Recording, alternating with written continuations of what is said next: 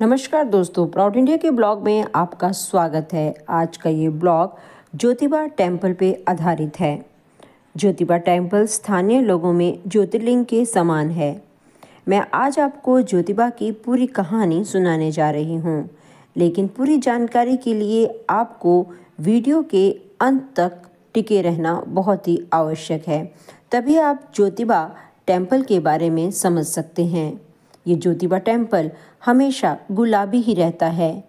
इसका क्या कारण है, क्यों ये गुलाबी रंग का दिखता है, इसकी पूरी जानकारी आपको मैं इस वीडियो में देने जा रही हूँ। तो चलिए जानते हैं ज्योतिबा टेम्पल के बारे में।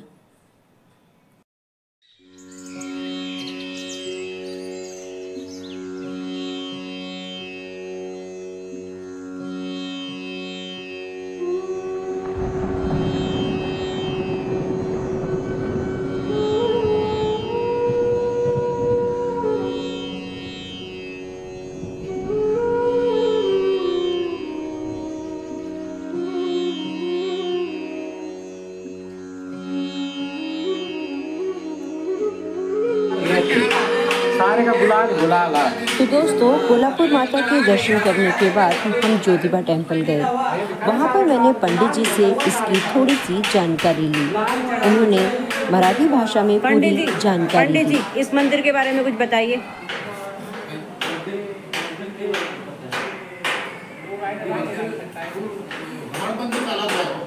हे मंदिर जे आहे हेमाडपंथी काळात आहे।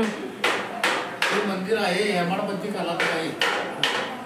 दख्खनचे राजे जितोबा इकडे आले म्हणजे मूळ ठिकाण यांचे हेमा आहे। इकडे आले हे दक्षिण काशी करण्याकरता आलेले आहे। त्यांचं दर्शन झालं तर 12 ज्योतिर्लिंगाचं दर्शन झाल्याप्रमाणे आहे। दक्षिण काशी ज्यावेळी हिमालयानं आले त्याला हे तुमचे 12 ज्योतिर्लिंग आहेत ना, ते हिने स्थापन केलेलं आहे। उत्तर प्रदेश, मध्य प्रदेश आहे, 12 ज्योतिर्लिंग आहे, हिने स्थापन केलं। त्यांचं दर्शन झालं तर 12 ज्योतिर्लिंगाचं दर्शन झाल्याप्रमाणे। अरे वाह, थैंक यू। तो पंडित जी का कहना ये था कि इस ज्योतिर्लिंग के दर्शन करने के बाद 12 ज्योतिर्लिंग के दर्शनों का फल प्राप्त होता है। तो चलिए अब मैं आपको ज्योतिबा टेम्पल के बारे में बताती हूँ। ज्योतिबा कोल्हापुर के उत्तर में पहाड़ों से घिरा एक खूबसूरत मंदिर है।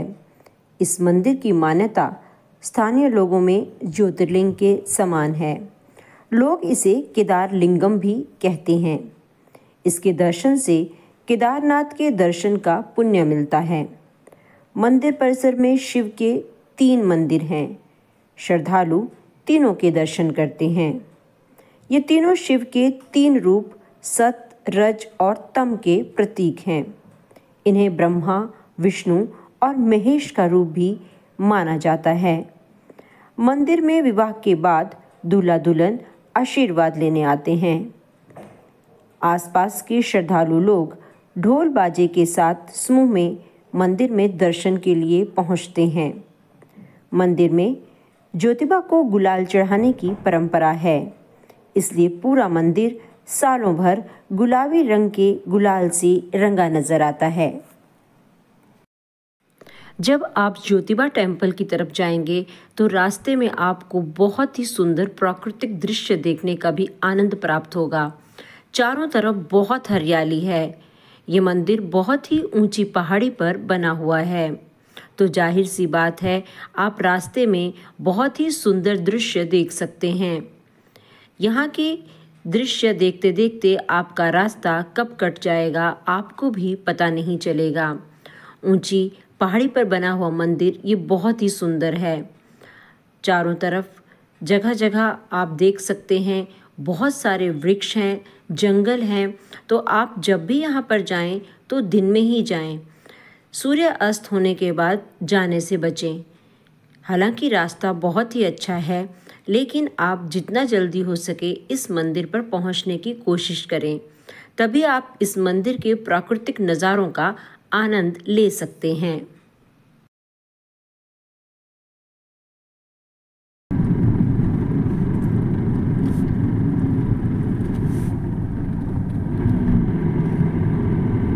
तो दोस्तों, कोल्हापुर की महालक्ष्मी माता के दर्शन करने के बाद अब हमारा अगला प्लान था ज्योतिबा मंदिर में भगवान शिव के दर्शन करना। हमने जितना जल्दी हो सके जाने की कोशिश की। हालांकि हम फिर भी लेट हो गए थे, लेकिन हम 4 या 5 बजे के आसपास महालक्ष्मी टेम्पल से ज्योतिबा के दर्शन करने के लिए निकल पड़े थे। सड़कें बहुत ही अच्छी थी और रास्ता तो जैसे कि आप देख रहे हैं बहुत ही सुंदर था। हालांकि अब सूर्य अस्त होने जा रहा था, लेकिन हम फिर भी सूर्य अस्त होने से पहले ही मंदिर में पहुंच गए थे। बहुत सारे घुमावदार रास्ते थे, पर रास्ते बहुत ही अच्छे थे। हम इन रास्तों का आनंद लेते हुए ज्योतिबा टेम्पल की ओर आगे बढ़ रहे थे। रास्ते में हमने देखा बहुत सारे लोग इन प्राकृतिक दृश्यों का उतरकर आनंद ले रहे हैं और जगह जगह कुछ लोग फ़ोटो भी शूट कर रहे थे। तो हमने भी कुछ देरी के लिए अपनी कार को रोका और फ़ोटो शूट की। तो इस प्रकार फ़ोटो शूट करने के बाद हम फिर ज्योतिबा टेम्पल की तरफ बढ़ चले थे, क्योंकि आते समय हमें मालूम था कि अंधेरा हो जाएगा और हम इन प्राकृतिक दृश्यों को अपने कैमरे में बंद नहीं कर सकते थे। तो इसलिए हमने जितना जल्दी हो सके सबसे पहले हमने इन सब सुंदर दृश्यों को कैमरे में कैद करने की सोची। जैसे कि आप देख रहे हैं कि बहुत ही सुंदर रास्ता था और दृश्य तो यहाँ के बहुत ही सुंदर थे। बहुत ऊंची पहाड़ी पर पहुँच के हमने अपनी गाड़ी रोकी थी और जहाँ पर हमने बहुत सारे फ़ोटो भी लिए थे।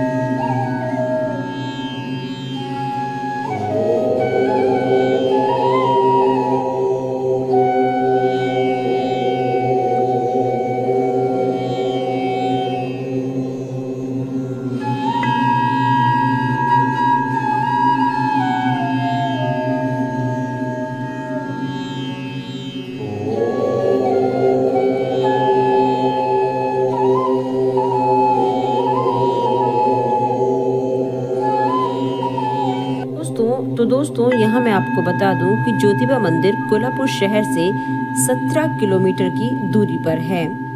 कोल्हापुर से शेयरिंग टैक्सी या रिजर्व टैक्सी से मंदिर तक पहुँचा जा सकता है। देश के प्रमुख शहरों से कोल्हापुर के लिए रेल, बस और हवाई सेवा उपलब्ध है। तो दोस्तों रास्ते का आनंद लेते हुए हम ज्योतिबा टेम्पल की ओर बढ़ रहे थे। रास्ता था कि ख़त्म होने का नाम ही नहीं ले रहा था। एक घाट के बाद दूसरी पहाड़ी, घुमावदार पहाड़ियाँ आती ही जा रही थी। हालांकि हमें इन सब का बहुत ही आनंद आ रहा था और अब हम ज्योतिबा टेम्पल के नज़दीक पहुंचने ही वाले थे। तो घुमावदार रास्तों को तय करते हुए हमारी गाड़ी आगे की तरफ बढ़ रही थी। जैसे कि आप देख रहे हैं हम अब काफ़ी ऊपर आ पहुँचे थे।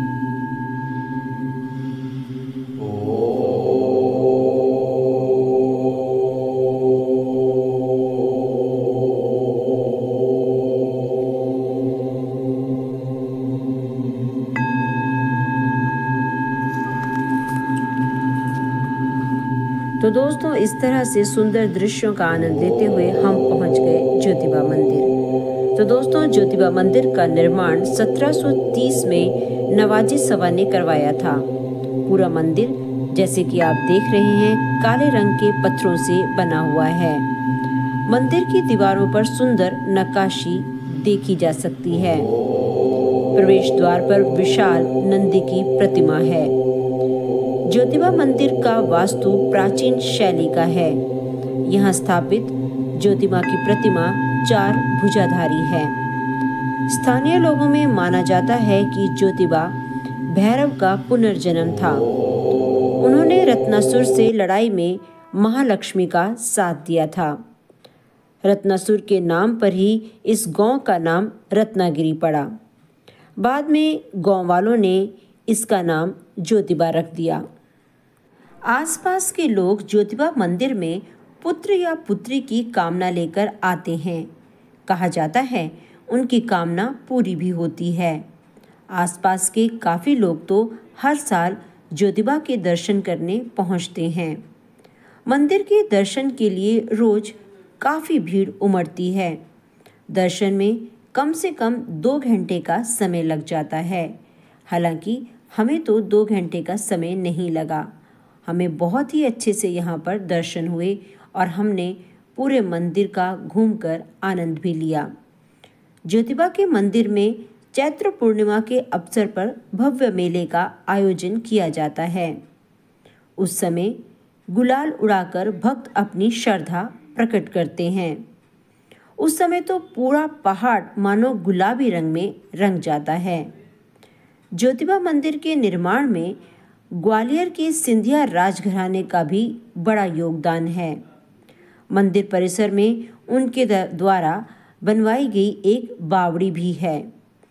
ज्योतिबा का मंदिर सुबह 5:30 बजे खुल जाता है और रात्रि 10 बजे तक खुला रहता है।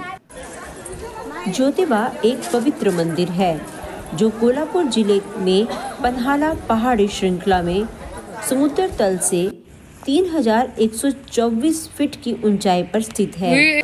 यह मंदिर हिंदुओं के लिए एक महत्वपूर्ण धार्मिक स्थल है। इस मंदिर के मुख्य देवता ज्योतिबा हैं और उन्हें 3 देवताओं का अवतार माना जाता है, ब्रह्मा, विष्णु, शिव।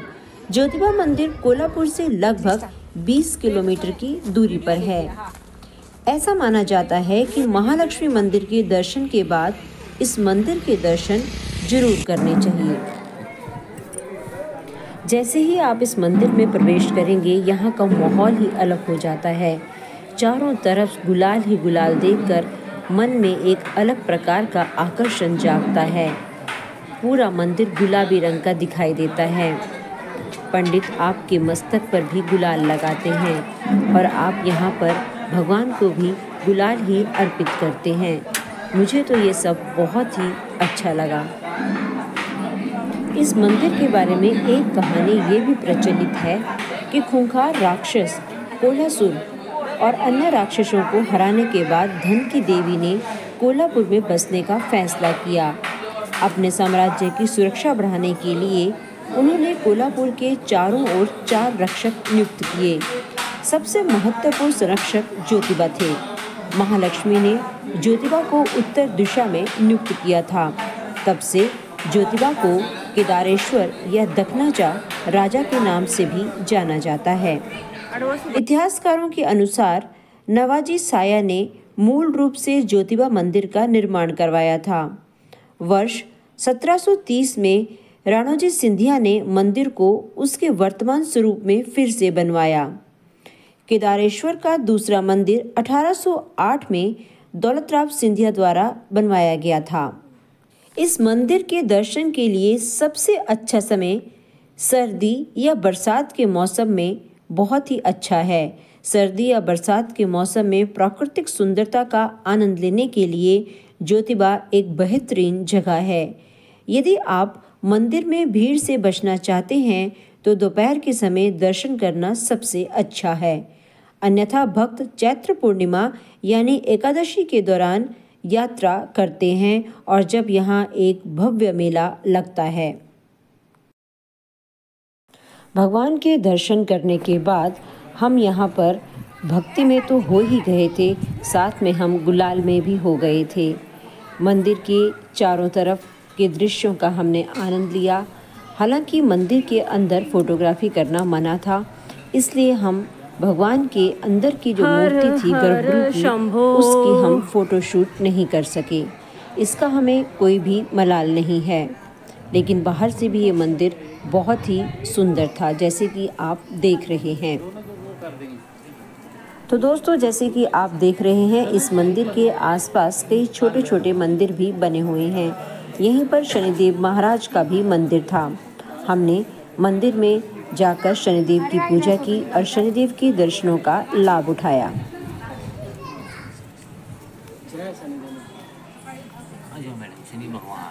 अच्छा, शनिदेव है। जय शनिदेव भगवान की जय। नहीं, हम लोग उपवास भी करते हैं ना उनका।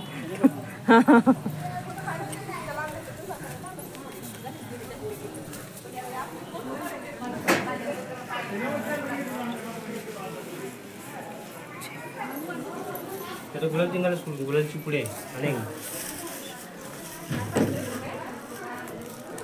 गुलाल घरा तो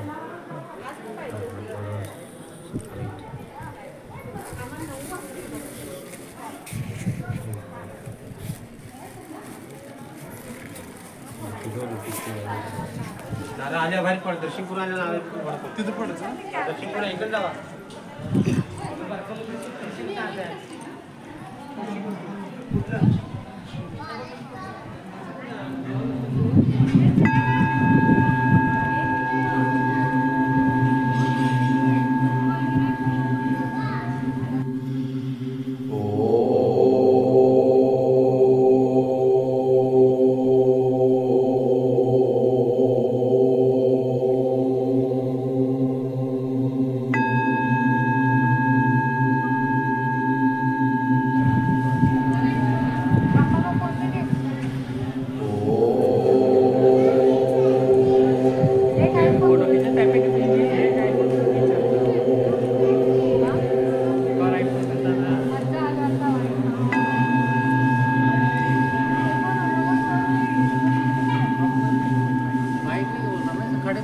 भगवान के द्वार पे आए तो चलते भी रहे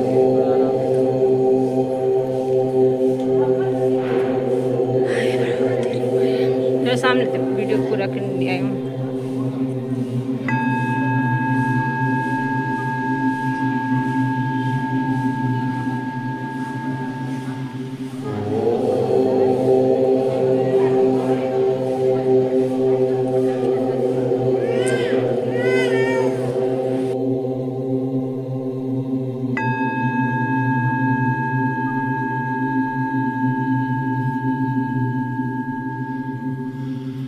ओ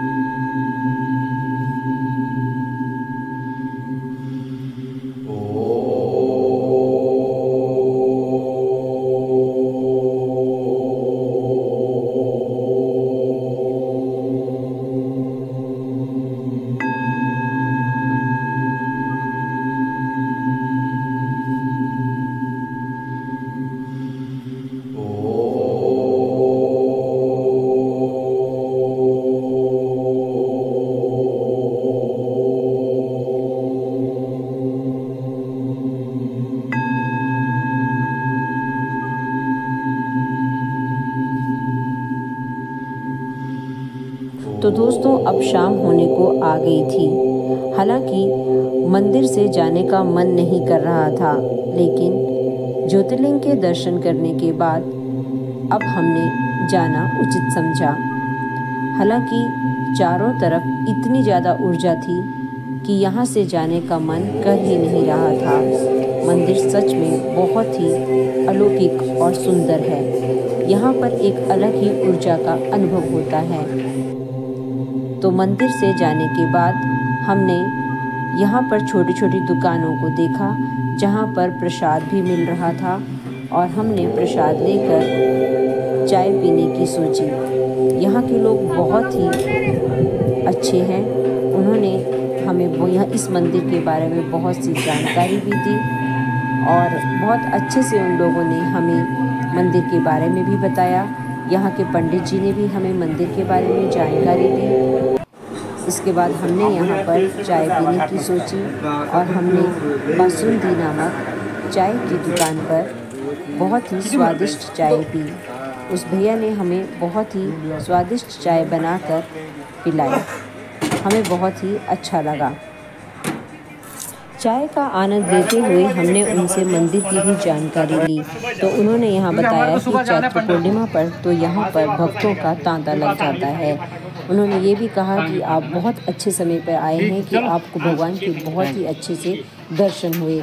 इस प्रकार बातें करते हुए हमारा समय भी कट गया और हमने उनसे अलविदा दी और साथ में हमने भगवान को नमस्कार करते हुए यह कहा कि हम फिर आएंगे। अब देखते हैं कि ज्योतिबा हमें कब बुलाते हैं।